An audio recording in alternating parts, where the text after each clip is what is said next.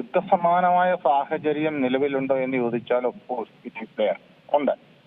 പക്ഷേ അതിലേക്ക് മുതിരുമോ, അതിന്റെ പ്രത്യാഘാതങ്ങൾ മനസ്സിലാക്കുമ്പോൾ അതിലേക്ക് എടുത്തു ചാടി പോകുവാനുള്ള സാധ്യത വളരെ കുറവാണ്, ഒന്ന്.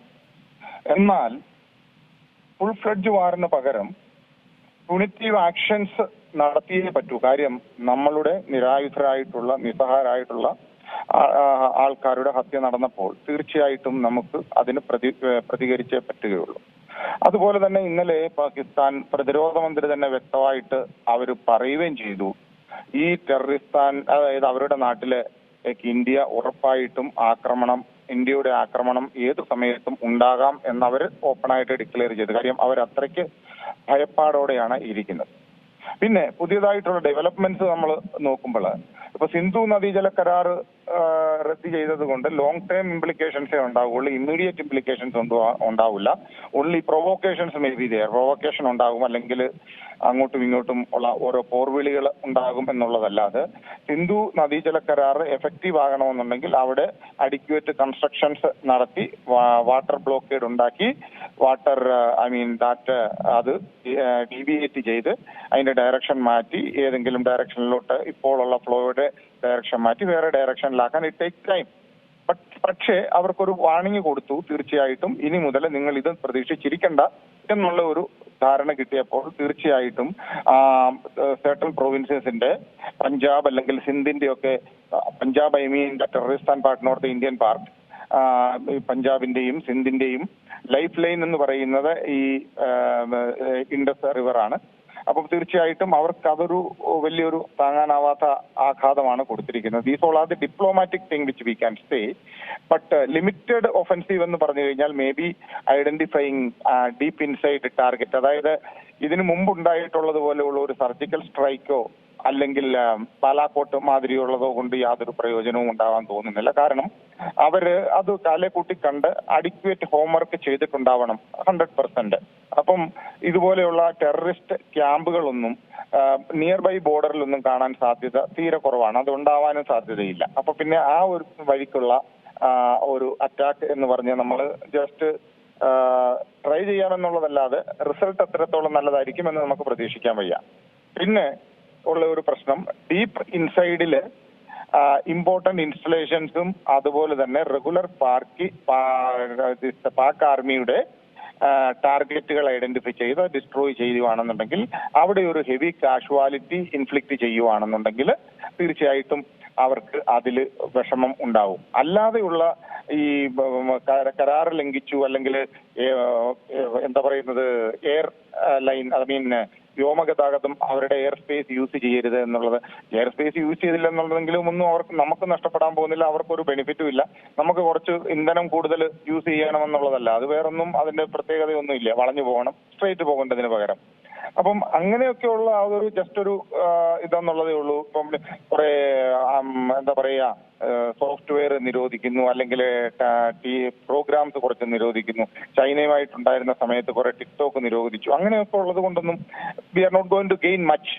The only thing what we have to do, ഇപ്പൊ നമ്മൾ കൺഡ്യൂസീവ് ആയിട്ടുള്ള ടൈം അല്ല, ബിക്കോസ് അവര് നല്ല രീതിയിൽ പ്രിപ്പയർ ആയിട്ട് ചെയ്ത് എനി ടൈം എന്ത് സംഭവിക്കാമെന്നുള്ള ഒരു രീതിയിൽ നിൽക്കുമ്പോൾ, രണ്ടാമത് അവർക്ക് ചൈനയുടെ ഒരു ബ്ലൈൻഡ് സപ്പോർട്ട് കിട്ടുന്നുണ്ട്. Support in the sense China is not going to directly interfere in India's affair, but only thing is that they can give all kind of support, be it in medical support or other things as well. അത് അവർ കൊടുത്തിരിക്കും. കാര്യം അവരുടെ interest തീർച്ചയായിട്ടും പാകിസ്ഥാൻ ശരിക്കും പറഞ്ഞു കഴിഞ്ഞാൽ ഈ Terroristan എന്ന് പറയുന്നത് ചൈനയുടെ ഒരു പ്രോവിൻസ് എന്നുള്ള രീതിയിലോട്ടായി കഴിഞ്ഞു. കാര്യം ചൈനയാണ് ടേംസ് ഇപ്പൊ ഡിക്റ്റേറ്റ് ചെയ്യുന്നത്. അവർക്ക് ആസ് ആൻ ഇൻഡിപെൻഡന്റ് നേഷൻ അവരുടെ സേ ഇന്റർനാഷണൽ ഫോറത്തിൽ കുറഞ്ഞു. അപ്പൊ ആ നേഷന്റെ അല്ലെങ്കിൽ ടെററിസ്ഥാൻ എന്ന് പറയുന്ന ആ രാജ്യത്തിന്റെ പവർ ഇന്റർനാഷണൽ ഫോറത്തിൽ ആ സൗണ്ട് ഇല്ലാതെയായി. ഒരു സേ വേൾഡിൽ ഉണ്ടായിരുന്നത് അവർക്ക് ഇല്ലാതെയായി. അത് വളരെ കൃത്യമാണ്. അതുപോലെ ഇപ്പോൾ ഉള്ള റീസെന്റ് ഡെവലപ്മെന്റ്സ് എന്ന് പറഞ്ഞു കഴിഞ്ഞാൽ, ഫോർ എക്സാമ്പിൾ ടൂറിസ്റ്റ് പ്ലേസസ് എല്ലാം അവര് we use to block the things and all. But അത് നേരത്തെ തന്നെ ഐ തിങ്ക് ഇൻസിഡന്റ് കഴിഞ്ഞ നെക്സ്റ്റ് ഡേ തന്നെ പറഞ്ഞതാണ്. കാര്യം ഇതൊന്നും ഒരു ടെററിസം എന്ന് പറയുന്ന ഒരു ദിവസം അല്ലെ 2 ദിവസം കൊണ്ട് അവർ മൊത്തം അങ്ങ് തീർത്ത് നമുക്ക് ഫ്രീ ആയിട്ട് എല്ലാ ഇന്ത്യക്കാർക്കും കാശ്മീരിൽ പോയി എൻജോയ് ചെയ്യാമെന്നുള്ളത് ഒരു ഉട്ടോപ്യൻ ഐഡിയയാണ്. It is not going to happen. Terrorism എന്ന് പറയുന്നത് അങ്ങനെയാണ്. അത് റൂട്ട് കോസ് അത് it takes time to forget all bad events by that generation. അതിന് 1 or 2 ജനറേഷൻ കഴിയണം തീർച്ചയായിട്ടും അതിന്റെ ആ ഒരു ഈ ഇമ്പാക്ട് ന്യൂട്രലൈസ് ചെയ്യണമെന്നുണ്ടെങ്കിൽ. പിന്നെ കുറെ ഗുഡ് വില്ലും ജസ്റ്ററും ഒക്കെ കൊടുത്ത് ആൾക്കാരെ നല്ല രീതിയിലാക്കി അവരെ ലൈം ലൈനിലോട്ട് കൊണ്ടുവന്ന് മെയിൻ സ്ട്രീം ലൈഫിൽ കൊണ്ടുവന്ന് അവരെ മുന്നോട്ട് കൊണ്ടുപോകുമ്പോൾ അതിൽ കുറച്ച് പ്രശ്നങ്ങൾ കുറയും. അതാണ് നടക്കുന്നത്. കാര്യം 19 ബ്ലോക്കേഡ് നമ്മൾ ഉണ്ടാക്കി, അതായത് കാശ്മീർ മൊത്തം അടച്ചിട്ട് 2 വർഷത്തോളം അവിടെ ഒരു എന്താ പറയാ ഒരു ക്ലോസ്ഡ് ജയിൽ എന്നുള്ള രീതിയിലുള്ള ആ സംഭവം ഉണ്ടായപ്പോൾ തീർച്ചയായിട്ടും ആക്ടിവിറ്റീസ് അവിടെ ഉണ്ടാകും. അപ്പോഴാണ് ഈ LET ലഷ്കർ ഇ തോയ്ബ അവിടെ ATF ഉണ്ടാക്കിയത്. അതായത് ഫ്രണ്ട് എഗനിസ്റ്റ് ദിസ് ജമ്മു 370 എടുത്തു കളഞ്ഞതിന് എതിരായിട്ടുള്ള ഒരു റെസിസ്റ്റന്റ് ഫ്രണ്ട് ഉണ്ടാക്കിയത് അല്ലെ ഫോഴ്സ് ഉണ്ടാക്കിയത് അവർ ഈ സമയത്താണ്. അവർ വളരെ സൈലന്റ് ആയിട്ട് ഈ സമയത്ത് ഉണ്ടാക്കി ഈ 2-3 വർഷം. അത് കഴിഞ്ഞതിന് ശേഷം അവർക്ക് അത് അഡിക്വേറ്റ് ആയിട്ടുള്ള ഒരു വേദി കിട്ടിയില്ല. അവിടെ ഒരു ലോക്കൽ ഗവൺമെന്റ് വന്നു, സെൻട്രലി പീപ്പിൾ ഇലക്ടഡ് ഗവൺമെന്റ്, അതിന് പാർട്ടിസിപ്പേഷൻ കൂടുതൽ കിട്ടി.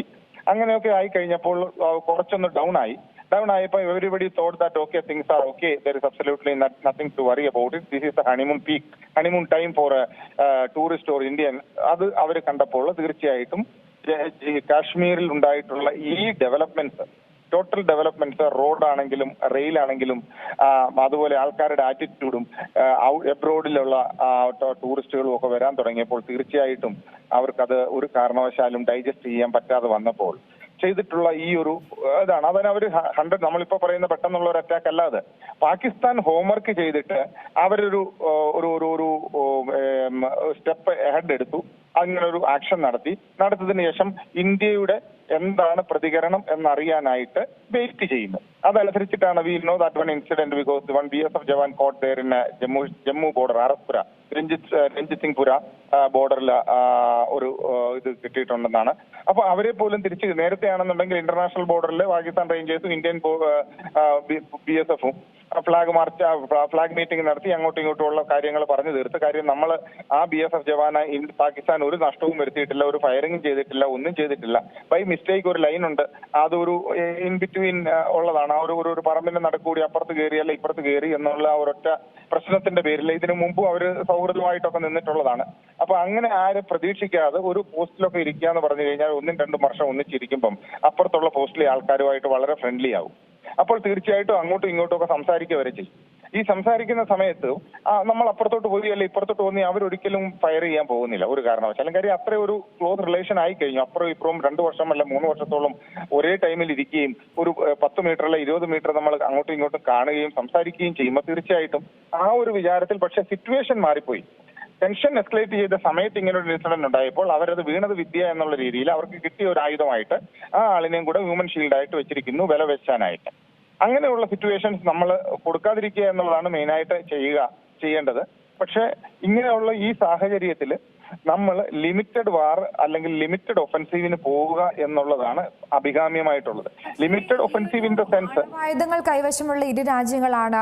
അവർ തമ്മിൽ ഒരു ആക്രമണത്തിന് തയ്യാറായാൽ ആ ഒരു സാഹചര്യം എങ്ങനെയായിരിക്കും നേരിടേണ്ടി വരിക? മാത്രമല്ല ഇപ്പോൾ നമ്മുടെ ഇന്ത്യയുടെ ഒരു യുദ്ധ സാഹചര്യം അല്ലെങ്കിൽ ഏത് യുദ്ധ സാഹചര്യത്തെ പോലും നേരിടാൻ തയ്യാറായി നിൽക്കുകയാണ് ഇന്ത്യ. കാരണം അതിന് ഏറ്റവും വലിയ തെളിവ് തന്നെയാണ് ഈ ഫ്രാൻസുമായുള്ള ഒരു റഫാൽ കരാറിൽ ഒപ്പിട്ടതുപോലും. തീർച്ചയായിട്ടുമാണ്. ഇപ്പം ബാലൻസ് ഓഫ് പവർ ആണല്ലോ മെയിൻ ആയിട്ടുള്ളത്. ഒരു രാജ്യം മറ്റൊരു രാജ്യവുമായിട്ട് എഗ്രിമെന്റ് വെക്കുമ്പോൾ ഓപ്പോസിറ്റിലുള്ള രാജ്യം വേറൊരു രാജ്യവുമായിട്ട് എക്സ്പ്ലോർ ചെയ്യും എങ്ങനെ നമുക്ക് ട്രീറ്റ് ഉണ്ടാക്കാമെന്ന്. അത് നമ്മുടെ മിഡ് 19th സെഞ്ചുറി മുതലേ ഈ ബാലൻസിങ് പവർ വിത്ത് പവർ അല്ലെ ബാലൻസ് ഓഫ് പവർ എന്നുള്ള ഒരു സിസ്റ്റം അതെല്ലാം ഇപ്പോഴും ഉള്ളതാണ്. കാര്യം നമ്മൾ ആ സമയത്താണല്ലോ സുൽഫിക്കർ അലി ഭൂട്ടോ എന്ന് പറയുന്ന പാക്കിന്റെ ഭരണാധികാരി ഇസ്ലാമിക് ബോംബ് എന്ന് പറയുന്ന ഒരു കൺസെപ്റ്റ് ഡെവലപ്പ് ചെയ്തു. എന്താണെന്ന് ചോദിച്ചു കഴിഞ്ഞാല് ആരെങ്കിലും ഈ പാകിസ്ഥാൻ എന്ന് പറയുന്ന ആ രാജ്യത്തെ അറ്റാക്ക് ചെയ്യുവാണെന്നുണ്ടെങ്കിൽ ഒരു കാരണവും കൂടാതെ എല്ലാ ഇസ്ലാമിക് രാജ്യങ്ങൾക്കും ഇന്റർഫിയർ ചെയ്യാം ഇന്ത്യയെ എന്നുള്ള ഒരു കൺസെപ്റ്റാണ് ഇസ്ലാമിക് ബോംബ് എന്ന് പറഞ്ഞവരുണ്ടാക്കിയത്. അതായത് മതത്തിന്റെ പേരിൽ ഇസ്ലാമിനെ അറ്റാക്ക് ചെയ്യുന്നു എന്നുള്ള രീതിയിൽ വന്നു. അപ്പം അതിന് കൗണ്ടർ ചെയ്യാനായിട്ടാണ് അന്നത്തെ ഇന്ദിരാഗാന്ധി ആ സമയത്ത് പോയി നമ്മൾ ഇസ്രയേലുമായിട്ടൊരു സന്ധി ഉണ്ടാക്കി. കാരണം വെച്ച് കഴിഞ്ഞാൽ ഈ ഇന്ത്യയെ പ്രൊവോക്ക് ആരെങ്കിലും ഒരു കാരണവും എന്നുണ്ടെങ്കിൽ ഇസ്രയേലിനെ വിതൗട്ട് എനി റീസൺ ഇന്റർഫിയർ ചെയ്യാമെന്നുള്ള ഒരു അതാണ് ഈ ബാലൻസ് ചെയ്യുക എന്ന് പറയുന്നത്. പക്ഷേ ആ ഒരു ഇസ്ലാമിക് ബോംബിന്റെ പൊടി തട്ടിയെടുത്താണ് മോഡേൺ രീതിയിൽ അവർ ഈ ടൂറിസ്റ്റിന് വേണ്ടി ഇവിടെ പഹൽഗാമിൽ ചെയ്തു നോക്കിയത്. പക്ഷെ അത് അത്ര ഏശിയില്ല. കാര്യം മതം നോക്കി, അതായത് it is against killing of A particular religion എന്നുള്ള രീതിയിൽ വന്നപ്പോൾ അത് അത്രയും ഏശിയില്ല. അവർ നേരത്തെ മുതൽ തന്നെ നടക്കുന്ന കാര്യങ്ങൾ ഇത് തന്നെയാണ്. റിലീജിയൻ ബേസിൽ അല്ലാതെ വേറെ ഒന്നും അവിടെ നടക്കുന്നില്ല. അതുകൊണ്ടാണ് അവിടെ ടെററിസ്റ്റ് ഹെവനായിട്ട് തന്നെ, അല്ലെങ്കിൽ ടെററിസ്റ്റുകളുടെ ജിഹാദികളുടെ ഫാക്ടറി മാത്രം ഉള്ളത് അവിടെയാണ്. അപ്പം അവിടുന്ന് പ്രൊഡ്യൂസ് ചെയ്യുന്നത് ജിഹാദികളെയാണ്. അല്ലാതെ നമ്മുടെ ഡെവലപ്പിംഗ് കൺട്രി മാതിരിയുള്ള അടുത്ത് ഇൻഫ്രാസ്ട്രക്ചർ ഡെവലപ്മെന്റ്സോ അല്ലെങ്കിൽ ഫാക്ടറികളോ അങ്ങനെയൊന്നും ഉള്ളതല്ല. എല്ലാം റിലീജിയസ് ബേസ്ഡ് ആണ്. അപ്പൊ അങ്ങനെ വരുമ്പോൾ അവർക്ക് വേറെ ഒന്നും ചെയ്യാനില്ലാത്തത് കൊണ്ട് അവർക്കൊന്നും നഷ്ടപ്പെടാനില്ല. നമുക്ക് ഒരുപാട് നഷ്ടപ്പെടാൻ നമ്മൾ ഇത്രയും കഷ്ടപ്പെട്ട് നേടിയ ഒരു പേര് ഈ ഡെവലപ്മെന്റിൽ, അതായത് അങ്ങേയറ്റം നല്ല രീതിയിൽ മറ്റുള്ള രാജ്യങ്ങളെല്ലാം മോഡലായിട്ട് കാണുന്ന, നല്ല ഡെവലപ്മെന്റ് ഒരു ഐക്കോണായി കാണുന്ന, വേൾഡ് ഒരു ഐക്കോണായി കാണുന്നതാണ് ഇന്ത്യ ഇപ്പോൾ. അപ്പോൾ അതിൽ കുറച്ച് ക്ഷീണം പറ്റിയാൽ അത് അവർക്ക് അഡ്വാൻറ്റേജ് ആണ്. അത് തന്നെയാണ് ചൈനയും ആഗ്രഹിക്കുന്നത്. അപ്പം അങ്ങനെയുള്ള രീതി നോക്കുമ്പോൾ നമ്മൾ ഓഫ് കോഴ്സ് നമ്മൾ ഏത് രീതിയിലും പ്രതികരിക്കാൻ തയ്യാറാണ്. ന്യൂക്ലിയർ എടുത്ത് ഓലപ്പാമ്പിട്ട് പേടിപ്പിക്കുക എന്ന് പറഞ്ഞു കഴിഞ്ഞാൽ അതൊരു ഒരിക്കലും നടക്കാൻ പോകാത്ത കാര്യമാണ്. കാര്യം nuclear if they use it, I don't think അവരെ യൂസ് ചെയ്യാൻ പറ്റില്ല. കാര്യം അതിന്റെ കൺട്രോൾ എന്ന് പറഞ്ഞു കഴിഞ്ഞാൽ അവർക്ക് US-ന്റെയോ അല്ലെങ്കിൽ ചൈനയുടെയോ കൊടുക്കുന്ന ട്യൂൺ അനുസരിച്ച് മാത്രമേ പാകിസ്ഥാന് ഡാൻസ് ചെയ്യാൻ പറ്റൂ. നേരെ മറിച്ചിട്ട് അവരത് യൂസ് ചെയ്ത് ബൈ ചാൻസ് ഒരിക്കലും നടക്കില്ല, ഒരു കാരണവശാലും നടക്കില്ല. എന്നിരുന്നാൽ പോലും നമ്മൾ അങ്ങ് പ്രതീക്ഷിക്കുക അവരെ ന്യൂക്ലിയർ യൂസ് ചെയ്താൽ ഒരു പക്ഷേ. ഇടപെടുകയാണ് ഡോക്ടർ മോഹൻ പിള്ള. എന്തായാലും വളരെയധികം നന്ദി അവസരത്തിൽ പ്രതികരിച്ചില്ല. എന്തായാലും ഒരു തുറന്ന യുദ്ധത്തിലേക്ക് ഇന്ത്യ കടക്കുമോ ഇല്ലയോ എന്ന് തന്നെയാണ് ഇനി എന്തായാലും നോക്കിക്കാണേണ്ടത്. അതേസമയം ഇപ്പോൾ കൂടുതൽ സ്ഥലങ്ങളിലും ഭീകരാക്രമണങ്ങൾക്കുള്ള ഒരു സാധ്യതയുണ്ടെന്നാണ് ഇപ്പോഴുള്ള നിഗമനം. ഈ സാഹചര്യത്തിൽ കശ്മീരിലെ വിനോദസഞ്ചാര കേന്ദ്രങ്ങൾ താൽക്കാലികമായി അടച്ചിരിക്കുന്ന എന്നുള്ള റിപ്പോർട്ട് കൂടി ഈ അവസരത്തിൽ പുറത്തു വരുന്നുണ്ട്. ഏറ്റവും പുതിയ വാർത്തകളും വിശേഷങ്ങളും വിരൽ തുമ്പിലറിയാൻ സീ മലയാളം ന്യൂസ് എല്ലാ ഡിജിറ്റൽ പ്ലാറ്റ്ഫോമുകളിലും ലഭ്യം.